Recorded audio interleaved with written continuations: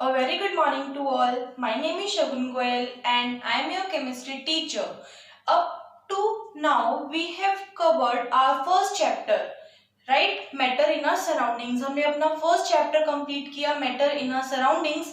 Now we will move to our next chapter, that is matter around us pure? कि हमारे surrounding में, हमारे आसपास जितना भी matter है, everything is made up of matter. वो प्योर है, इम्प्योर है, अगर है तो उन्हें कैसे क्लासिफाई कर सकते हैं? तो students, before moving to the second chapter, हम एक टाइप ऑफ क्वेश्चंस डिस्कस करेंगे जिन्हें हम कहते हैं assertion and reason kind of questions, right? Look here and see. ऐसे क्वेश्चंस में होता क्या है, हमें असर्शन मींस एक स्टेटमेंट, लाइक एक स्टेटमेंट या एक फैक्ट दिया होता है, हमें एक स्टेटमेंट दे दी, right? For example I have said that, statement दे दी दैट क्या, जो सॉल्ट है, नमक, सॉल्ट डिजोल्व्स इन वाटर, कि जो नमक है वो पानी में डिजोल्व हो जाता है. मैंने ऐसी एक स्टेटमेंट दे दी. फिर हमें एक उसका रीजन देना होता है कि उस स्टेटमेंट का रीजन क्या है, right? For example I said in the reason that the salt dissolves in water because water have interparticle spacing, क्योंकि पानी के अंदर क्या है, इंटरपार्टिकल स्पेसिंग. तो ये हमारे असर्शन एक स्टेटमेंट थी, उसका हमने एक रीजन दिया. अब अगर हमारे पास 4 ऑप्शंस होते हैं, it is just like a multiple choice question. एक मल्टीपल चॉइस क्वेश्चंस की तरह ही है. हमें ऑप्शंस देखने हैं. हमारे पास 4 ऑप्शंस क्या है? The first option A, that is both A and R are true. मतलब assertion, A को हम बोलते हैं assertion, जो हमने statement दी. R means reason, कि जो हमने reason दिया. तो option number A is both A and R are true, कि जो दोनों statements हैं वो सही हैं. आगे बढ़ते हैं. And R is the correct explanation of A. ये बहुत इंपॉर्टेंट है कि R क्या है, करेक्ट एक्सप्लेनेशन ऑफ A है. फॉर एग्जाम्पल अभी मैंने कहा सॉल्ट डिजोल्व्स इन वाटर, मतलब A ट्रू हो गया था हमारा. वो किस वजह से डिजोल्व होता है? क्योंकि सॉल्ट पानी के अंदर इंटर पार्टिकल स्पेसिंग होती है, फर्स्ट चैप्टर में हमने पढ़ा है. तो हमारा रीजन भी सही है, तो हमारा ऑप्शन ए आता. बट आप इमेजिन करो अगर मैंने ऐसा बोल दिया कि सॉल्ट डिजोल्व्स इन वाटर, ठीक है, रीजन में अगर मैंने ये दे दिया कि वाटर इज अ लिक्विड, तो ये रीजन तो राइट नहीं है ना, राइट? तो ऑप्शन सेकंड पढ़ते हैं हमारा पार्ट बी. बी पार्ट क्या कहता है? Both A and R are true, कि दोनों स्टेटमेंट ट्रू होनी चाहिए. जैसे हम बात कर रहे थे, सॉल्ट डिजोल्व्स इन वाटर, सही है statement. Water is a liquid, ये भी स्टेटमेंट सही है. मतलब यहां तक तो सही है, ए भी ट्रू है, आर भी ट्रू है. But R is not correct explanation of A. But जो हमारा रीजन है वो सही नहीं है ए का. तो अगर ऐसा कुछ हमें मिले तो हम ऑप्शन क्या देंगे? Answer B. And if A is true, statement A तो ट्रू है बट आर इज फॉल्स. अगर हमें ये कह देती that water does not have inter particle spacing, तो वो गलत स्टेटमेंट है.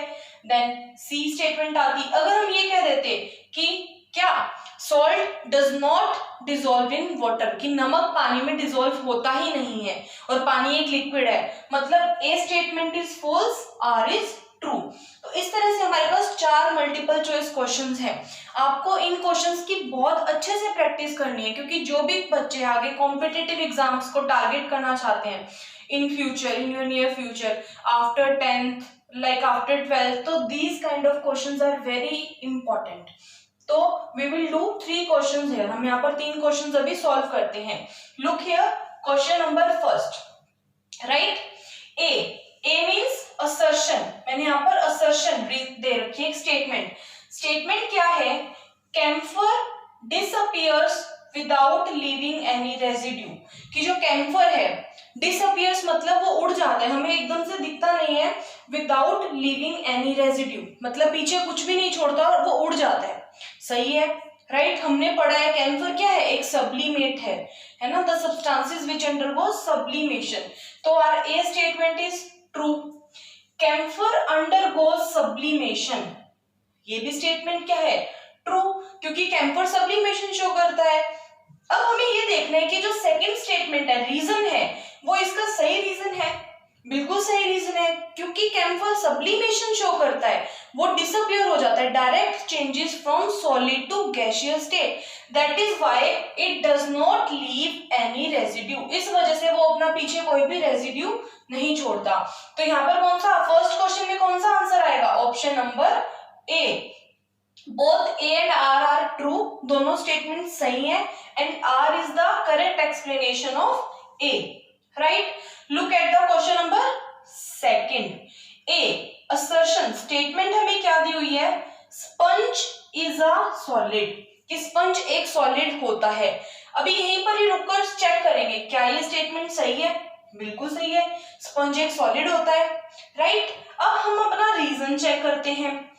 तो रीजन में क्या दे रखा है? Sponge can change its shape, कि जो स्पंज होता है वो अपनी शेप को चेंज कर सकता है, राइट। बिल्कुल कर सकता है, क्योंकि हमने पढ़ा था उसके अंदर क्या होल होते हैं, एयर ट्रैप होती है, स्पेसेस होते हैं।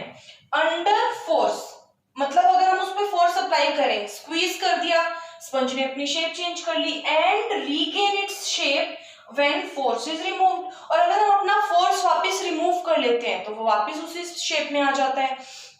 तो ए स्टेटमेंट भी ट्रू है, आर स्टेटमेंट भी ट्रू है, मतलब हमारा ऑप्शन या तो ए होगा या बी होगा, इतना हमें क्लियर है। अब हमें देखना है कि क्या जो रीजन है वो इसका सही रीजन है। वीडियो को पॉज कीजिए और खुद सोचिए, क्या ये जो रीजन हमने दिया सॉलिड होने का वो सही रीजन है? No, it is not. अब कोई भी चीज सॉलिड कब होती है? हम सॉलिड को डिफाइन करते हैं on the basis of forces of attraction between the particles, कि पार्टिकल्स के बीच में कितना फोर्स ऑफ अट्रैक्शन है या फिर कितनी इंटर पार्टिकल स्पेसिंग है, उसके बारे में तो यहाँ पर कोई बात नहीं की गई। ये तो एक प्रॉपर्टी है स्पंज की, right. This is a property, not a reason, ये कोई रीजन नहीं है। तो यहाँ पर क्या आंसर आएगा हमारा? B part. A both A and R are true, दोनों ट्रू हैं, but R is not the correct explanation of A. R correct explanation नहीं है ए स्टेटमेंट की, असर्शन की। तो move to our next example, next question, that is question number third. What is the statement? Assertion statement हमें क्या दी हुई है? Ice floats on the surface of water, कि जो बर्फ है वो पानी के सरफेस पे फ्लोट करती है। बिल्कुल सही है, फ्लोट करती है। It means statement A is true. Reason, अब रीजन पढ़ते हैं। Density of both water and ice is same, कि जो पानी और बर्फ, वाटर एंड आइस, दोनों की डेंसिटी है वो बिल्कुल सेम है। बिल्कुल गलत। अगर उनकी डेंसिटी सेम होती तो वो आपस में मिक्स रहती, बट हमें पता है कि ice is less dense than water, पानी से हल्का है ice, that is why it floats on the surface of water.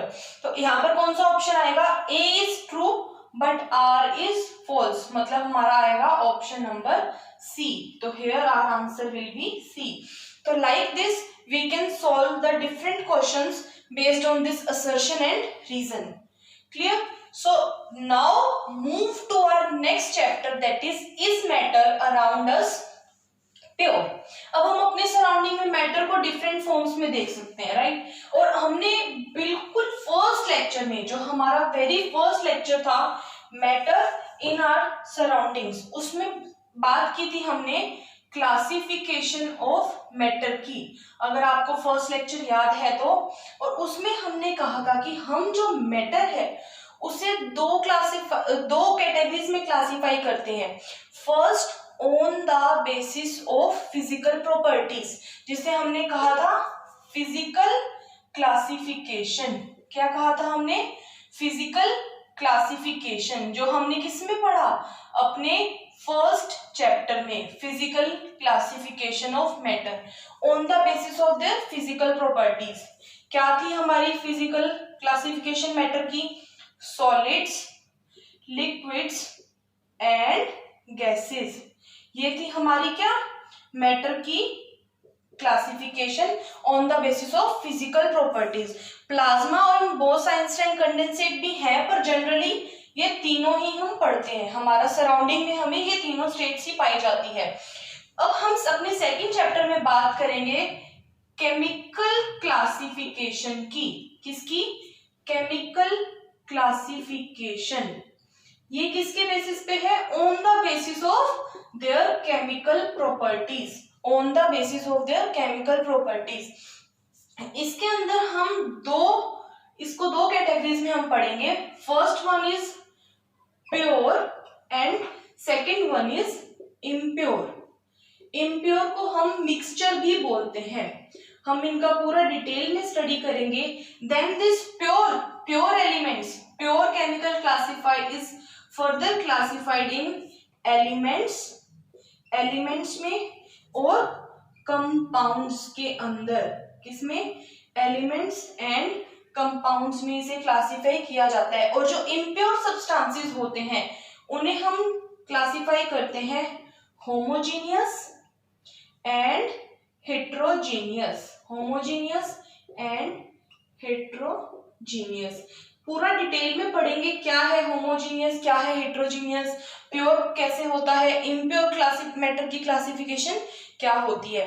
Clear? तो दिस इज व्हाट कि हम इस चैप्टर में क्या पढ़ेंगे, राइट?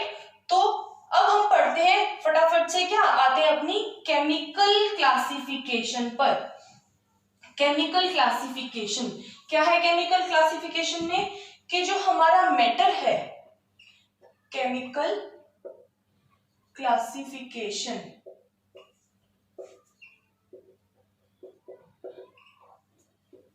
तो अभी हमने बात की, हम मैटर को जो हमारे सराउंडिंग में है उसे हम क्या बोल सकते हैं कि वो प्योर फॉर्म में हो सकता है, प्योर एंड इम्प्योर। अब ये प्योर इम्प्योर क्या है, हमें कैसे पता लगेगा कि is matter around us pure, वो प्योर है या नहीं है? हम देख के बता सकते हैं? नहीं बता सकते। अब देखो यहाँ पर देखते हैं। फॉर एग्जाम्पल मैंने कहा वाटर एंड आइस, मैंने वाटर एंड आइस की बात की और मैंने आपको कहा कि इन दोनों के बीच में डिफरेंस बताना है कि how water and ice are different from each other. तो आप क्या कहेंगे? मैम वाटर इज लिक्विड, पानी लिक्विड है, और आइस क्या है? Ice is what? सॉलिड। तो ये क्या हो गई? फिजिकल प्रॉपर्टीज के बेसिस पे हमने इनको बता दिया कि ये लिक्विड है, ये सॉलिड है। चलो फिर ऐसा करते हैं, आप ये बताओ कि सी वाटर, समुद्र का पानी, एंड रिवर वाटर, ये कैसे डिफरेंट है एक दूसरे से? सी वाटर एंड रिवर वाटर ये एक दूसरे से कैसे डिफरेंट है? तब आप एकदम से बोलेंगे मैम जो सी वाटर होता है ये सॉल्टी होता है, इसके अंदर सॉल्ट प्रेजेंट होता है, राइट? जबकि रिवर वाटर में सॉल्ट प्रेजेंट नहीं होता। मतलब आपने क्या बताया कि वो पानी के अंदर क्या क्या सब्सटेंसेस हैं, उसके अंदर सॉल्ट है। तो ये हमने किसके बेसिस पे बताया? On the basis of their chemical composition, कि उस सब्सटेंस के अंदर क्या क्या चीजें हैं उसके बेसिस पे हमने इनमें डिफरेंशिएट किया। एक और एग्जांपल देखते हैं। मैंने कहा कि वाटर एंड मिल्क, इनमें क्या डिफरेंस है? ये भी लिक्विड स्टेट है, ये भी लिक्विड स्टेट है। तो फिर हम कहेंगे मैम वाटर में केवल वाटर मॉलिक्यूल्स होते हैं, बट मिल्क में वाटर, फैट्स, प्रोटीन्स, विटामिन्स ये सब प्रेजेंट होता है। क्लियर? तो मैटर डिफरेंट डिफरेंट फॉर्म्स, मतलब हम किस में क्लासिफाई कर रहे हैं? हम बता रहे हैं कि वो सब्सटेंस किस किस चीज से मिलकर बना है, उसके बेसिस पे हम उन्हें डिफरेंशिएट कर रहे हैं। तो इस तरह की क्लासिफिकेशन को हम कहते हैं केमिकल क्लासिफिकेशन, राइट? अब बात करते हैं प्योर एंड इम्प्योर की। एज द नेम सजेस्ट, जैसा नाम बता रहा है, प्योर मतलब प्योर क्या होता है? जिसमें कोई और इम्प्योरिटी कुछ और ना हो, वही मतलब प्योर होता है। तो हम प्योर सब्सटेंसेस को कह सकते हैं substances made up of only one kind of particles, substances made up of only one kind of particles, कि एक ही तरह के पार्टिकल्स से जो सब्सटेंसेस मिलकर बनते हैं उन्हें हम क्या कहते हैं? Pure substances. And impure substances फिर क्या होते हैं? Substances made up of different kind of particles, जो different different kind of particles से मिलकर बनते हैं वो इम्प्योर सब्सटेंसेस होते हैं। Substances made up of different kind of particles. अब इसमें एक बहुत इंटरेस्टिंग कंसेप्ट आता है, हम पहले इसको पिक्चराइजेशन से, पिक्चर से देखते हैं, राइट। अब फॉर एग्जांपल एक ही तरह के पार्टिकल, सपोज मेरे पास ये एक पार्टिकल है ऐसा, राइट, ये हमने एक पार्टिकल यहाँ पे बना दिया ये वाला ऐसा, तो सभी पार्टिकल्स अगर इस तरह से बनेंगे, सेम काइंड ऑफ पार्टिकल्स से मिलकर एक हमारा कोई मैटर बन रहा है, लाइक सेम सिमिलर पार्टिकल्स हैं इसमें, तो ये क्या हो गई, प्योर फॉर्म। अब अगर इन सब के अंदर कुछ डिफरेंट काइंड ऑफ पार्टिकल्स भी आ गए, इस तरह के पार्टिकल्स आ गए, कुछ इस तरह के पार्टिकल्स आ गए, तो अब क्या ये प्योर रहा, नहीं, इसमें डिफरेंट काइंड ऑफ पार्टिकल्स भी आ गए, तो this is impure and this is pure. हम इसको ऐसे समझ सकते हैं, जैसे बीका जी का प्लेन भुजिया आता है, अमित जी लव्स बीका जी, उसमें क्या होते हैं, सिर्फ एक ही तरह के भुजिया के पार्टिकल्स होते हैं, तो वो क्या है, प्योर। पर हम मिक्सचर भुजिया देखते हैं, उसमें मिक्सचर भुजिया में पीनट्स भी होते हैं, मूंगफली भी होती है, डिफरेंट डिफरेंट चीजें होती है, तो उसे हम क्या बोलते हैं, मिक्सचर भुजिया, राइट। तो प्योर सब्सटेंसेस को हम समझ सकते हैं वो प्लेन भुजिया की तरह होते हैं, इम्प्योर सब्सटेंसेस हम कह सकते हैं कि वो मिक्सचर भुजिया की तरह होते हैं। इसी वजह से इम्प्योर सब्सटेंसेस को हम क्या बोलते हैं, मिक्सचर भी बोलते हैं। कि मिक्सचर मतलब दो तीन तरह की चीजों से मिलकर बना हुआ, दो या दो से ज्यादा तरह की चीजों से मिलकर बना हुआ। अब हमारे सराउंडिंग में, हमारे आसपास जो भी मैटर है जनरली वो क्या है, impure. Mostly matter in our surrounding is impure. अब जैसे एग्जांपल देखिए, सबसे कॉमन एग्जांपल हम लेते हैं हमारी एयर का, किसका, एयर। अब एयर तो प्योर है नहीं, एयर में क्या है, different gases, right, different gases है, hydrogen gas, oxygen gas, carbon dioxide gas, dust particles, right, different gases, carbon dioxide gas, CO2 is carbon dioxide gas, right, hydrogen gas, oxygen gas, तो ये क्या हो गई हमारी air, hydrogen gas, oxygen gas, तो हम क्या कह सकते हैं, द एयर क्या है हमारी, is mixture, air is a mixture. ये प्योर नहीं है, ये इम्प्योर क्लासिफिकेशन में आएगी हमारी air will come in the impure classification, right. अब आप और एग्जांपल्स देखिए, फॉर एग्जांपल हमने क्या किया, सॉइल, मिट्टी का थोड़ा सा मिट्टी का सैंपल लिया, आप पार्क में से या फिर कहीं पर भी ग्राउंड में से उठाकर सॉइल ले आए, ठीक है, तो उसमें आपको क्या मिलेगा, कुछ सॉइल के पार्टिकल्स मिलेंगे, है ना, मिट्टी मिलेगी हमें कुछ, तो उसमें हमें ग्रास भी मिल सकती है, थोड़ी बहुत डेड इंसेक्ट्स भी मिल सकते हैं, राइट, कुछ छोटे छोटे पत्थर भी मिल सकते हैं, तो मतलब हमारी सॉइल भी क्या है, इम्प्योर। मिल्क की बात करते हैं, मिल्क, बटर, घी, जो भी सब्सटेंसेस हम यूज करते हैं, तो उसमें भी क्या है, मिल्क में वाटर है, फैट्स हैं, फैट, मिनरल्स, विटामिन्स, कैल्शियम, तो मिल्क प्योर है नहीं, फिर मिल्क भी क्या हो गया, इम्प्योर, राइट। इसी तरह से जो भी हम सब, आप जैसे हम लोग मार्केट से खाना परचेज करते हैं, फूड परचेज करते हैं, तो उसमें किसी के पीछे भी क्या प्योर नहीं लिखा होता, उसमें लिखा होता है कि ये इन पार्टिकल से, इन चीजों से मिलकर बना है, कार्बोहाइड्रेट रेशो इतनी है, फैट रेशो इतनी है, राइट। तो almost many of the substances around us in our surrounding they are not pure.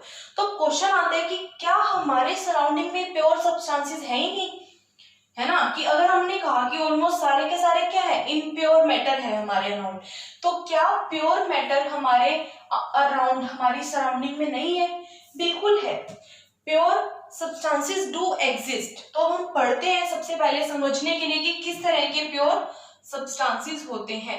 अपने नोट्स को खुद बनाइए, नया चैप्टर है स्टार्टिंग से, और ये बहुत इंपॉर्टेंट चैप्टर है, जिन भी स्टूडेंट्स केमिस्ट्री साइंस पार्ट, इसमें बहुत से ऐसे टर्म्स यूज होंगी जो आगे हमें बहुत यूज होंगी।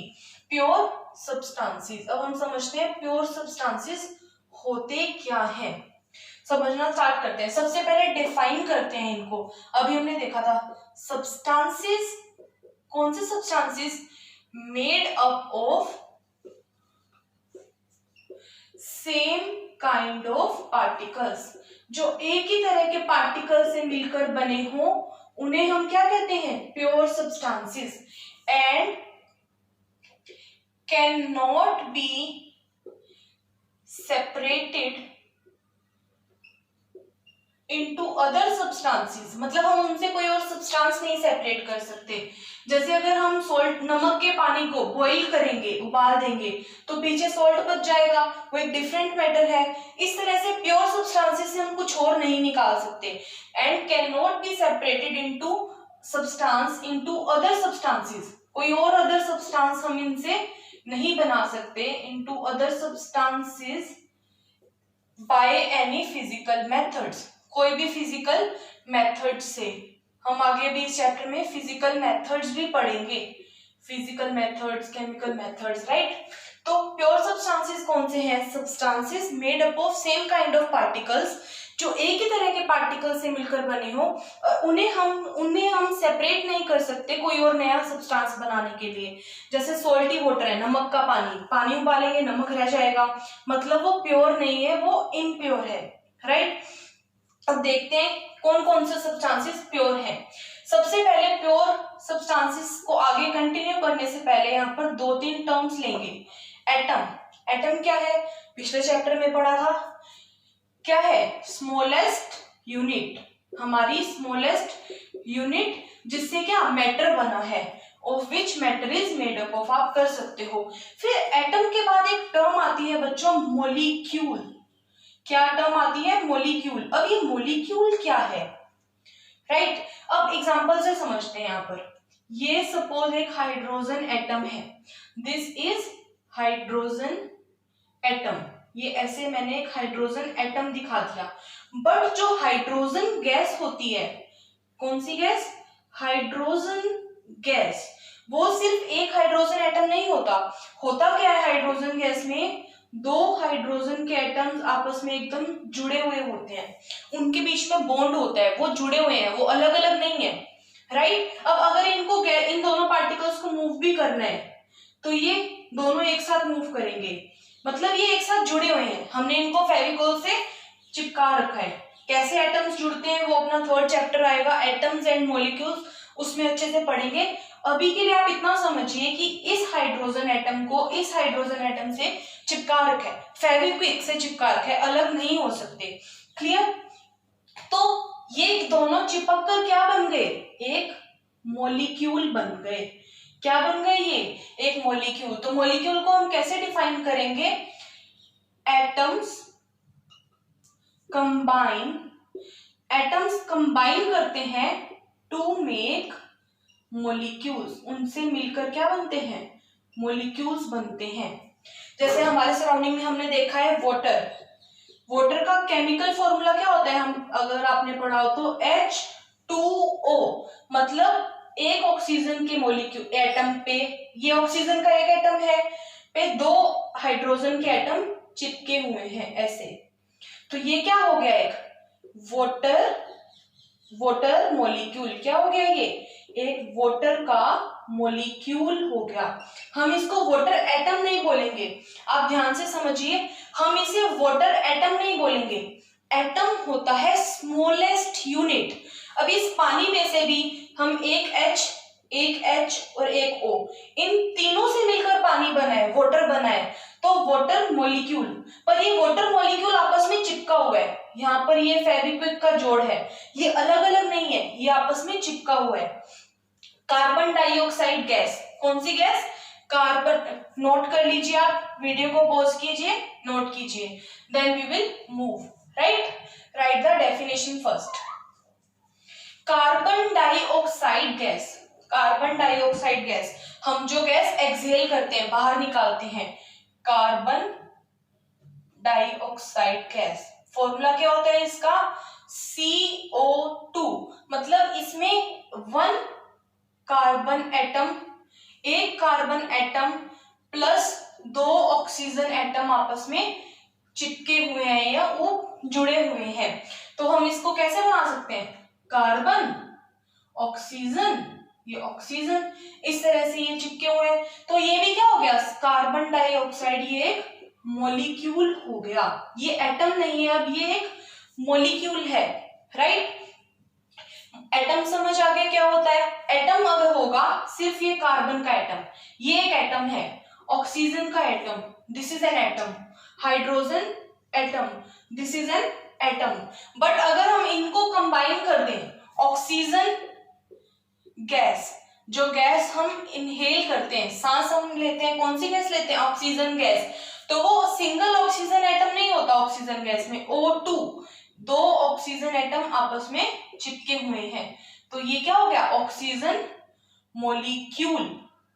पर ये चिपके हुए हैं, ये अलग अलग नहीं है, तो आप इनको सेपरेट नहीं मान सकते।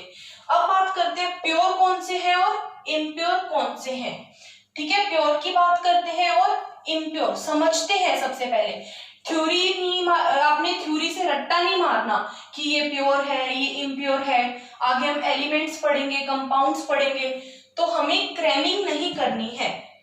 अब बात करते हैं आयरन की। किसकी? आयरन, लोहा, है ना। आयरन मेटल है, हमें पता है। अब आयरन का मान लीजिए एटम है ये, आयरन का एटम है ये, this is one atom of iron. किसका है ये? One atom of iron. अब ये पार्टिकल भी है, एटम क्या है? पार्टिकल ही है। अब आयरन क्या होता है? सॉलिड होता है, राइट, हमने पढ़ा है। तो सॉलिड कैसे होता है? बहुत सारे आयरन एटम्स ऐसे पास पास, ये बहुत सारे एटम्स मिलकर आयरन मेटल बनाते हैं। ये आयरन हो गया हमारा, सारे सेम तरह के आयरन एटम्स हैं। अब मेरा आपसे क्वेश्चन है, ये प्योर है या इम्प्योर? इज दिस प्योर और इज दिस इम्प्योर? तो देखिए क्या है, ये सेम काइंड ऑफ पार्टिकल से मिलकर बना है, same kind of particles, right, तो इट इज प्योर। इसे हम क्या कहेंगे? प्योर। क्लियर।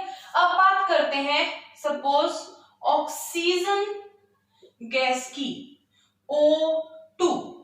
अब एटम से नहीं मिलके बना, ये मॉलिक्यूल्स हैं, पर वो ऑक्सीजन के दोनों मॉलिक्यूल्स ऐसे आपस में चिपके हुए हैं, राइट। तो मैंने ये ऑक्सीजन के मॉलिक्यूल बना दिए, ऑक्सीजन गैस, ऐसे डिफरेंट मॉलिक्यूल्स बना दिए। क्लियर। तो मेरा आपसे क्वेश्चन है, ये प्योर है या इम्प्योर है? ये भी प्योर के अंदर ही आएगा, क्योंकि आप ये देखिए इसमें क्या है, जो एटम्स हैं, atoms are combined in fixed proportion, fixed proportion. Atoms आपस में कंबाइन हो चुके हैं, अब ये आपस में दूर दूर नहीं जा रहे, तो अब ये एक पार्टिकल की तरह एक्ट कर रहे हैं, और ये सभी क्या है? सेम टाइप के हैं, तो ये भी प्योर हो गया।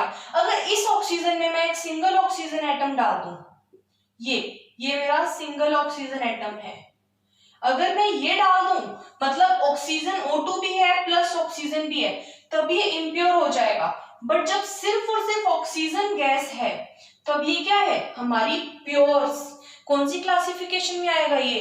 प्योर क्लासिफिकेशन में। This is a pure substance, जब इसमें कोई भी और डिफरेंट पार्टिकल्स नहीं है। आपको माइंड में क्या चीज रखनी है कि ये दो जो ऑक्सीजन के पार्टिकल्स हैं, ये अलग नहीं है, ये आपस में फेविकोल से, फेविक्विक से चिपके हुए हैं, राइट। ठीक है, अब वाटर देखते हैं हम। तो फिर वाटर क्या है? वाटर किस में आएगा? वीडियो को पॉज करो और सोचो, वाटर किस में आएगा? H2O। वाटर के मॉलिक्यूल्स हम बना देते हैं, ये वाटर मॉलिक्यूल, ये वाटर मॉलिक्यूल, ठीक है, राइट। इस तरह से वाटर मॉलिक्यूल्स हैं हमारे बहुत सारे, एक गिलास पानी में सिर्फ इसी तरह के मॉलिक्यूल्स हैं। अब वही बात है, ये वाले जो मॉलिक्यूल्स हैं आपस में चिपके हुए हैं, मतलब ऐसा नहीं है कि थोड़ी देर में O अलग हो जाएगा, H अलग हो जाएगा, H अलग हो जाएगा, नहीं, ऐसा पॉसिबल नहीं है। आप पानी को कितना भी उबालिए, पानी गैस में चला जाएगा, वेपर स्टेट में चला जाएगा, पर उसका फॉर्मूला क्या रहेगा? H2O ही रहेगा। आप वाटर को नदी में से नदी से, रिवर से लेकर आइए, ठीक है, आप अपने घर में पानी टैप वाटर यूज कीजिए, आप पानी को एक स्टूडेंट ने कश्मीर से पानी लिया, एक स्टूडेंट ने नीचे कहाँ से, विशाखापट्टनम से पानी लिया, नॉर्थ एंड साउथ, हर जगह का पानी सेम, वाटर क्या मिलेगा, H2O। इसको कहते हैं फिक्स्ड प्रोपोर्शन। 2 हाइड्रोजन एटम है और एक ऑक्सीजन एटम है। पानी को इस दुनिया में कहीं से भी लो, वो हमें इसी फॉर्म में मिलेगा, H2O। तो ये भी क्या हो गई है, प्योर क्लासिफिकेशन। क्या हो गई है हमारी मैटर की प्योर क्लासिफिकेशन। क्लियर। अब लास्ट पिक्चर से समझते हैं इसे। फिर प्योर और इम्प्योर में अगर आपको क्लासिफिकेशन करनी है तो हम कैसे कर सकते हैं, ठीक है, लास्ट एग्जांपल से देखते हैं। This is a group of particles, एक ग्रुप ऑफ पार्टिकल्स हमारा ये है। Second group of particles is this,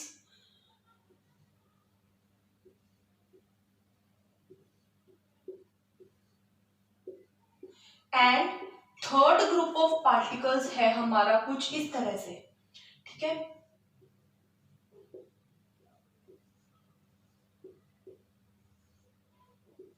अब मेरा आपसे क्वेश्चन है, इन तीनों, ये तीनों हमारे पास सपोज मैटर है, ये मैटर फर्स्ट, ये सेकंड मैटर, ये थर्ड मैटर, हमें नाम नहीं जानना, सिर्फ ये मैटर है।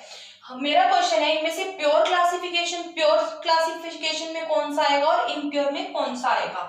तो यहाँ पर देखिए, same kind of substance, same kind of particles हैं, तो ये आएंगे प्योर के अंदर, राइट। इसमें भी क्या है, सेम काइंड ऑफ पार्टिकल्स, ये भी प्योर क्लासिफिकेशन में आएंगे। ये फेविकोल से चिपके हुए हैं, ये मॉलिक्यूल है, एटम नहीं है। अब यहाँ पर देखते हैं, यहाँ पर क्या है, ये तीनों मॉलिक्यूल्स भी हैं और ये सेपरेटेड एटम्स फॉर्म में भी हैं, मतलब डिफरेंट पार्टिकल्स हो गए। ये डिफरेंट पार्टिकल हो गया फर्स्ट कैटेगरी, ये डिफरेंट पार्टिकल हो गया सेकंड कैटेगरी, ये डिफरेंट पार्टिकल्स हो गया थर्ड कैटेगरी।